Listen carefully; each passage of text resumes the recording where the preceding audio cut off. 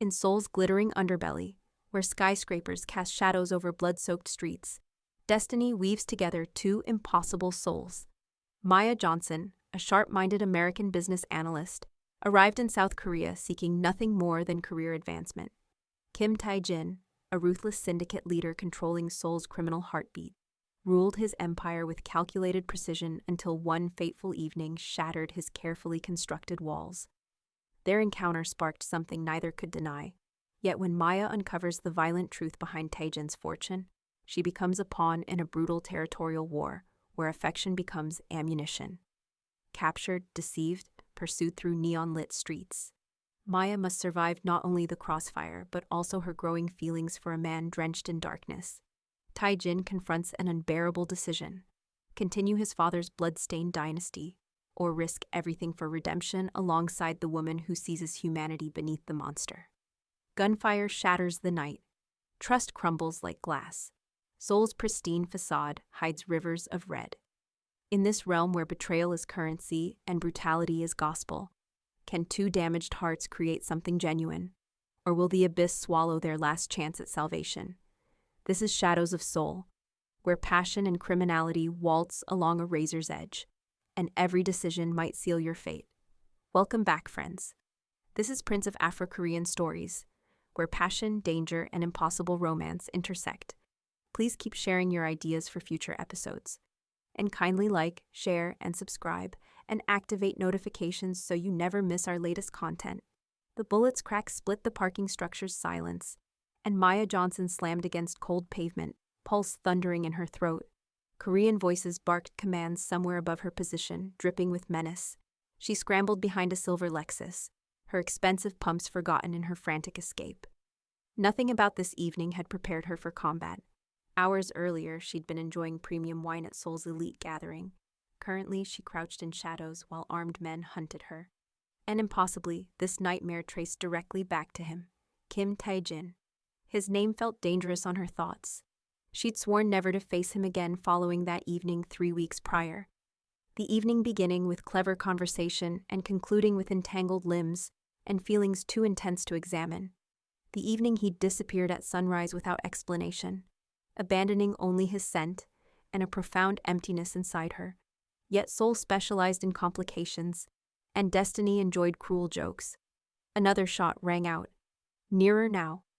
Maya's breathing became ragged as she flattened herself against the vehicle's cold frame. Her thoughts cycled through desperate survival strategies. She analyzed technology systems, not warfare scenarios.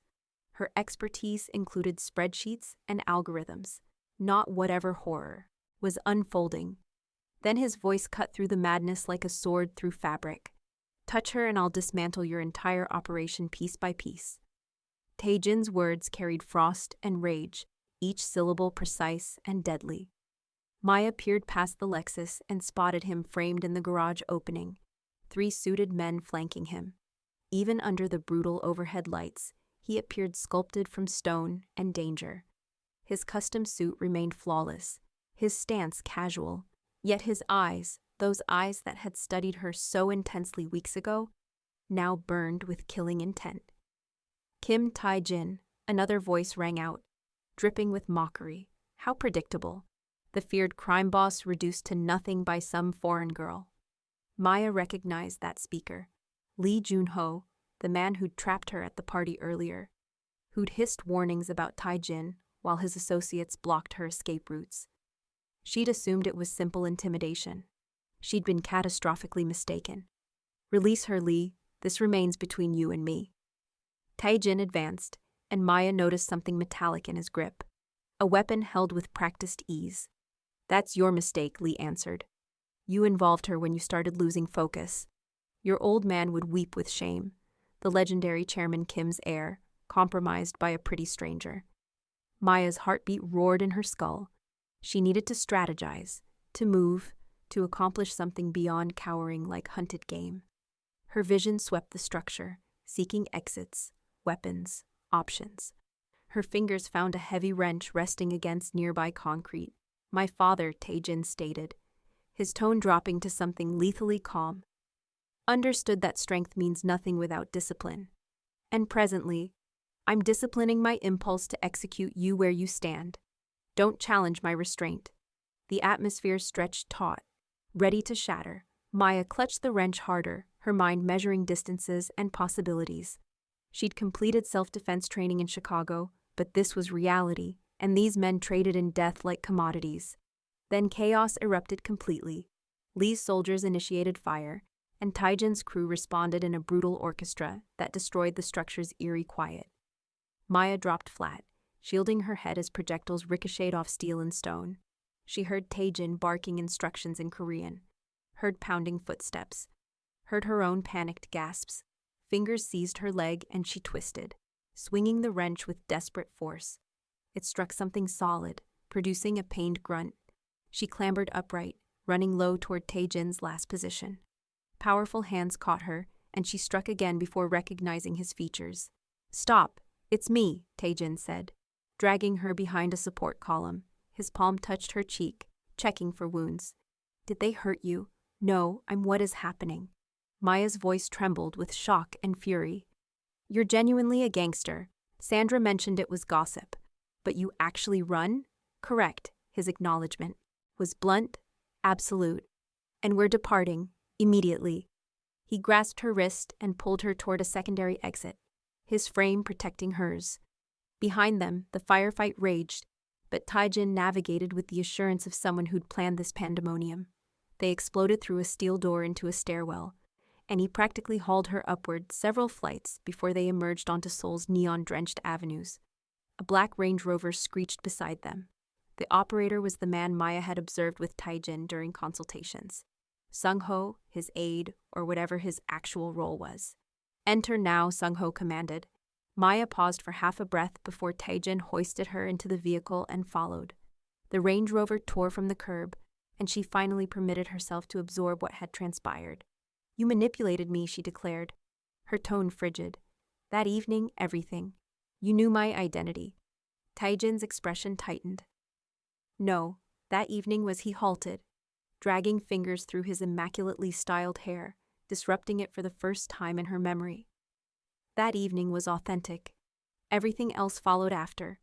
Everything else meaning people attempting to murder me." Maya's laugh carried bitterness. "I'm a business strategist. I enhance operations and examine metrics. I cannot. You won't need to." Taijin rotated to confront her completely, and in the flickering street illumination, she detected something vulnerable in his features. Terror, perhaps. Remorse, certainly. "I'll shield you. This is my domain. My failure. You shouldn't have been dragged into it. Too late now." Maya pressed her palms against her face, attempting to stabilize her breathing. "Take me to my flat. I'm packing and departing Korea." "You can't," Sung-ho interjected from behind the wheel, his speech clipped. "Lee knows your address. He knows your workplace, your leverage currently. You flee, he pursues." Maya wanted to scream. Instead, she laughed again, the sound approaching hysteria. "This is madness. Absolute madness. I traveled to Seoul for professional opportunities, not to participate in some criminal drama." Taijin reached for her hand, but she withdrew. The pain flashing across his face was almost gratifying. "I maintain a secure location," he said quietly. "It's protected. You'll remain there until I resolve Lee." "Resolve him how?" "Additional shooting, more brutality." Maya shook her head. "And afterward? Another competitor emerges and we repeat this. I'll finish it," Taijin stated, and the conviction in his voice sent shivers through her. "I'll end everything." The secure location proved to be a penthouse suite in an unmarked tower in Yongsan, among Seoul's most affluent districts. The interior showcased minimalist elegance, all sharp angles, costly furnishings, and ceiling-height glass overlooking the Han River.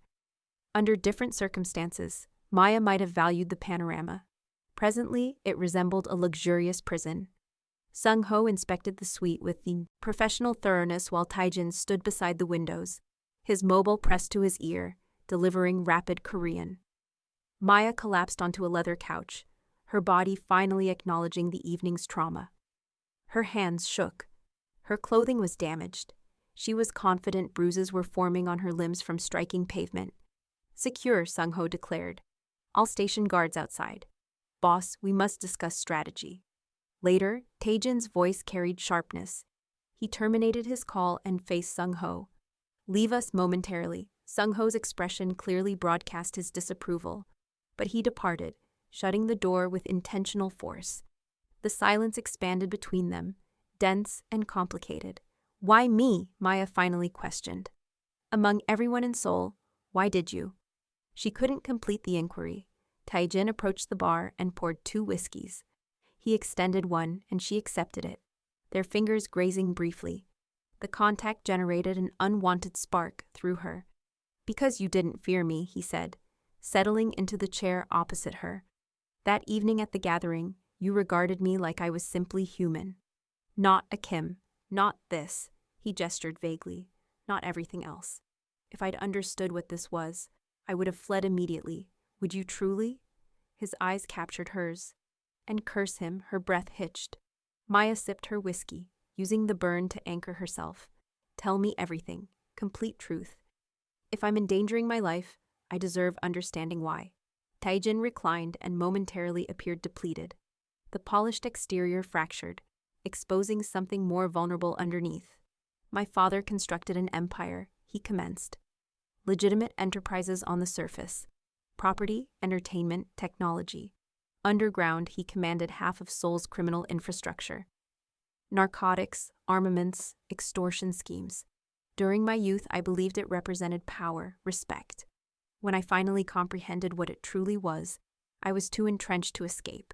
You could have departed. No, I couldn't." His smile held sadness. "In this existence, you don't resign. You perish or you dominate. My father is dying presently. Disease. 6 months, possibly fewer. His adversaries are circling, anticipating carving up his domain. Lee is hostile, and I became collateral because we shared intimacy once. Because I couldn't maintain distance from you afterward." Taejin positioned his glass down. "I should have stayed away. I attempted, but I kept discovering justifications to encounter you. The commercial arrangement with your firm, the strategy sessions. I convinced myself it was harmless, that I could segregate you from my other existence. I was arrogant and foolish. Maya wanted to despise him. She should despise him.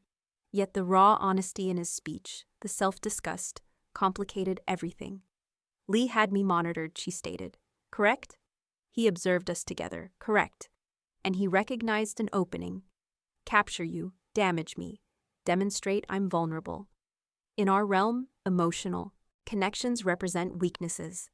Taejin stood and approached the window, his back toward her. He was accurate. "I nearly caused your death tonight, yet you didn't." Maya rose too, crossing to stand alongside him. The city sparkled beneath them, magnificent and indifferent to their turmoil. "You rescued me, this occasion." She examined his reflection in the glass. "What occurs now? I eliminate the danger. Then I ensure this never repeats by becoming more merciless, more violent." Maya rotated to confront him directly. "That's not resolving anything.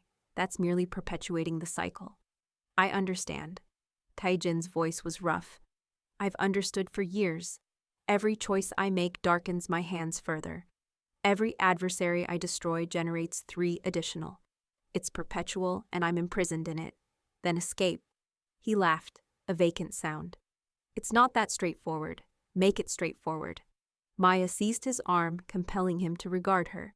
"You're Kim Taejin. If you can coordinate gang conflicts and operate criminal enterprises, you can discover an exit. And accomplish what? Become an ordinary executive? My enemies won't forgive my history because I've experienced a change of perspective. So you simply accept this? Live this way indefinitely until it destroys you? Correct." His eyes held weary resignation that fractured something in her chest. Maya didn't plan her next action. Perhaps it was adrenaline. Perhaps it was something she'd been suppressing since that initial evening. She stretched upward and kissed him, fierce and desperate. Taejin froze momentarily, then responded with matching intensity, his hands cradling her face like she was something valuable and fragile. The kiss tasted of whiskey and peril. And when they finally separated, both were breathing heavily. "This is terrible judgment," Maya whispered. "The absolute worst," Taejin agreed, his forehead resting against hers. "I should despise you. You probably should. I'm still departing Korea when this concludes. I understand. They kissed again, more slowly this time, and Maya permitted herself to surrender to the sensation. Consequences be damned. She'd confront reality tomorrow. Tonight she simply needed to feel alive after approaching death so closely. The following morning delivered harsh sunlight and harsher realities. Maya woke alone in an unfamiliar chamber. Taejin's side of the bed already cold. She discovered him in the penthouse's study, surrounded by Sung-ho and two unfamiliar men, all speaking intense Korean while examining what appeared to be architectural plans scattered across the desk. They fell silent upon her entrance. "We're strategizing Lee's retaliation," Taejin said, without preamble. "He'll strike back. We must be prepared." "Or you could negotiate," Maya suggested. "Communicate with him." The men exchanged glances that clearly communicated their opinion of that notion. "This isn't a corporate disagreement," Sung-ho said, his English heavily accented but comprehensible. "Lee wants boss's territory. He wants his standing destroyed. Talking won't resolve that. Violence won't either. It'll merely escalate. That's how this world operates," one of the other men said, shrugging. Maya looked at Taejin, searching for support in his expression, but found only grim resolve. The following 3 days merged into a haze of tension and frustration. Maya was confined to the penthouse, her every action monitored by Taejin's security. She attempted working remotely, but her company had already begun questioning her absence. Sandra called repeatedly, and Maya fed her vague explanations about a family crisis. Taejin came and went at irregular hours, sometimes bloodied, always exhausted. They didn't discuss the night they'd shared, didn't discuss feelings or futures. When they did interact, it was cautious and distant, like they both feared the emotions simmering beneath the surface. On the 4th evening, Maya found Taejin on the penthouse balcony, staring out at Seoul's skyline. She brought 2 beers and handed him one without speaking. "I met with my father today," he said after a prolonged silence. "Told him I'm planning to dismantle the organization after he's gone." Maya's eyebrows lifted. "What did he say?" "That I'm weak, that I've forgotten what survival requires in this world, that you've made me soft." Taejin's laugh was bitter. He's probably correct. "You're not weak for wanting something better, aren't I?" In his world, mercy is weakness. Compassion is failure. He built an empire on those principles. And observe where it brought him. Dying alone, surrounded by people who fear him instead of love him. Maya sipped her beer. "Is that your goal? To be feared?" Taejin was quiet for a long moment. "I used to believe so. Power through fear seemed simpler than power through respect. But then I encountered you, and you weren't afraid. You challenged me, confronted me, made me laugh. And I realized I'd spent years constructing barriers around myself, and I was suffocating behind them." "Taejin, I'm going to do it," he interrupted. "Find an exit. Even if it destroys me, I'm going to attempt it. Not for you. I won't burden you with that expectation.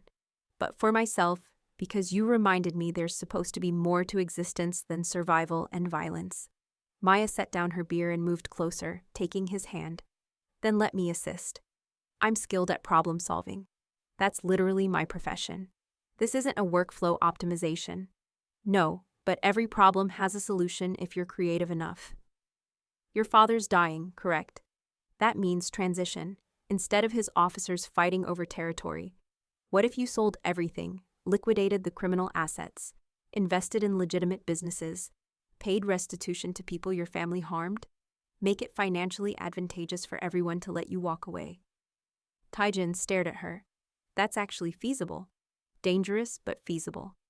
"Everything worthwhile is dangerous." She squeezed his hand. "But you can't accomplish it alone. You need allies, people you trust. I trust Sung-ho, a few others. Then start constructing your exit strategy. Carefully, quietly." For the first time in days, something like hope flickered in Taejin's eyes. The plan developed over the following weeks. Taejin began secret negotiations with his father's most loyal officers, offering them generous buyouts and legitimate business opportunities. He reached out to rival organizations through intermediaries, proposing territory divisions that would avoid bloodshed. It was delicate work requiring precision and patience. Lee Jun-ho, however, remained a problem. He wanted war, not negotiation, and he continued targeting Taejin's operations, killing his men, destroying his assets. The violence escalated daily. "He's not going to let you walk away," Sung-ho said during a strategy meeting. "He sees your weakness." "Then we give him what he wants," Taejin replied. "A meeting, face to face." "That's suicide," Maya protested. "He attempted to kill you, he kidnapped me, and I'll go prepared. But if there's any chance of ending this without more death, I have to try." The meeting was scheduled for neutral ground, a warehouse in Bushin controlled by a third party both sides respected. Taejin insisted Maya stay at the penthouse, but she refused. "I'm not hiding while you risk your life," she said firmly. "I'll stay in the car with Sung-ho, but I'm coming." Taejin looked like he wanted to argue, but something in her expression stopped him. Instead, he kissed her forehead. "If anything goes wrong, Sung-ho will get you to the airport. There's a ticket to Chicago in your name. Take it and don't look back." "Nothing's going wrong," Maya said, praying she was right. The warehouse was exactly as bleak as she'd imagined. Concrete floors, corroded metal beams, the smell of industrial chemicals. Maya watched from the Range Rover's tinted windows as Taejin and 3 of his men entered. Lee's contingent was already there, all of them armed and hostile. "This is bad," Sung-ho muttered, his hand resting on his holstered weapon. "Boss is too exposed." Inside the warehouse, Taejin and Lee faced each other across 10 feet of empty space. Their voices carried through the microphone Taejin wore, transmitted into the Range Rover's speakers. "You wanted a meeting," Lee said. "Make it quick." "I'm leaving the life," Taejin stated, "taking my father's organization legitimate. I'm offering you territories in Gangbuk and Seodaemun. No strings. You get what you want without more blood." Lee laughed. "You think I want territory? I want your reputation destroyed. I want everyone to know that Kim Tae-jin bent the knee to me. I'm offering you a peaceful solution. I don't want peace, I want war. And I want that foreign woman to watch you die." The words were barely out of Lee's mouth before gunfire erupted. Maya screamed as bullets shattered the warehouse windows. Sung-ho threw the Range Rover into gear, but before they could move, 3 cars blocked their escape route. "Get down," Sung-ho shouted, pulling his weapon. Maya ducked below the dashboard, her heart exploding in her chest. This was it. Lee had never intended to negotiate. He'd used the meeting as a trap. More gunfire, shouting. The Range Rover's window spider-webbed with bullet impacts. Sung-ho returned fire through his window, and Maya's ears rang from the noise. Then, impossibly, the shooting stopped. Maya heard sirens in the distance, getting closer. "Police," Sung-ho said. "Someone called them. We need to move now." He abandoned the Range Rover, dragging Maya with him. They ran toward the warehouse through smoke and chaos. Inside, bodies littered the floor, but Taejin was standing, blood streaming from a wound on his shoulder. Lee lay motionless nearby, a crimson pool spreading beneath him. "What happened?" Maya gasped. "He drew first," Taejin said, his voice tight with pain. "I had no choice." The sirens were deafening now. Sung-ho grabbed Taejin's uninjured arm. "We have to go. The police can't find us here." They fled through a back exit as police cars flooded the area. Sung-ho had a second vehicle waiting 3 blocks away, and they piled in, speeding toward Gangnam while Taejin bled all over the leather seats. "Hospital," Maya insisted. "No hospitals," Taejin gritted out. "Too many questions. You're going to bleed out. I have a doctor. Private. It's handled." The doctor turned out to be a nervous man with a medical bag who met them at a different safe house. He patched Taejin up while Maya paced, her mind replaying the violence over and over. When the doctor finally left, she sat beside Taejin's bed, exhausted and terrified. "This has to end," she whispered. We can't keep doing this. It will end," Taejin promised, his face pale. "Lee's dead. His organization will fracture. I can finish my plan now. And if another Lee appears, another rival, then I'll deal with it. But I swear to you, Maya, I'm getting out. For real this time." She wanted to believe him. God, she wanted to believe him so badly. The next 6 months were a masterclass in controlled chaos. Taejin systematically dismantled his father's criminal empire, selling assets, negotiating exits, paying off rivals. His father died during this process, and the funeral was a who's who of Seoul's underworld, all of them watching Tae-jin with suspicion and calculation. Maya stayed by his side through it all, her business consulting skills surprisingly useful in unwinding complex criminal finances. They moved money, restructured companies, created legitimate fronts that slowly became actual legitimate businesses. It was exhausting and dangerous, but slowly, impossibly, it worked. Not everyone was happy. Tae-jin survived 2 assassination attempts. Their penthouse was bombed once. Maya developed a permanent vigilance, always checking exits, always aware of her surroundings. But they survived. And somewhere in the chaos, the space between them shifted from desperate attraction to something deeper. Love, maybe, though neither of them said the word. It felt too fragile, too dangerous to name. Finally, nearly a year after that first violent night, Tae-jin made his final move. He stood in a conference room with the remaining crime bosses in Seoul and laid out his proposition. He was out completely and permanently. His territory was divided fairly among them. His legitimate businesses would remain his, and anyone who interfered would face legal consequences through Korea's judicial system, which Tae-jin had carefully cultivated allies within. It was a gamble, but it worked. 2 days after that meeting, Maya stood on the penthouse balcony, watching Seoul's sunrise paint the sky in shades of gold and rose. She felt Tae-jin's arms wrap around her from behind, pulling her back against his chest. "It's over," he murmured against her hair. "Really over. Are you sure?" "As sure as I can be. I'm just a businessman now. Boring, legitimate, maybe even respectable given enough time." Maya turned in his arms, studying his face. The hardness was still there, probably always would be. But there was peace too, something she'd never seen before. "What now?" she asked. "Now I rebuild. Create something worth having instead of just protecting what I stole. And I'm hoping," he paused, suddenly vulnerable. "I'm hoping you'll stay. Help me. Not because you have to, but because you want to." Maya pretended to consider it, though her decision had been made months ago. "I might be persuaded. What's the benefits package like?"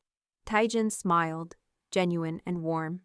"Well, there's the penthouse. The view, me. The me part might be worth it. Just might be. I'll need to conduct a thorough evaluation. Could take years. I have years," Tae-jin said softly. "For the first time in my life, I actually have a future. Because of you. We did it together. We did." They kissed as Seoul awakened below them, the city of neon and shadows transforming into something beautiful in the morning light. 2 broken people who'd found each other in the darkness, now facing the dawn together. It wouldn't be easy. Tae-jin's past would always haunt them, and trust would take time to fully rebuild. But standing there wrapped in each other, they both felt something they'd thought lost forever. Hope.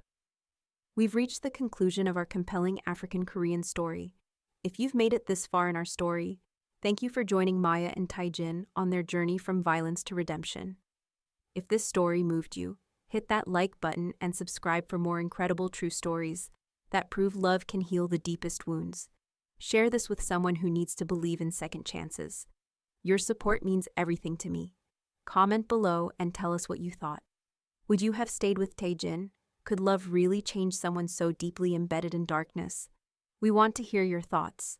Until next time, remember, sometimes, the most dangerous thing isn't the world we're born into, but the courage it takes to leave it behind.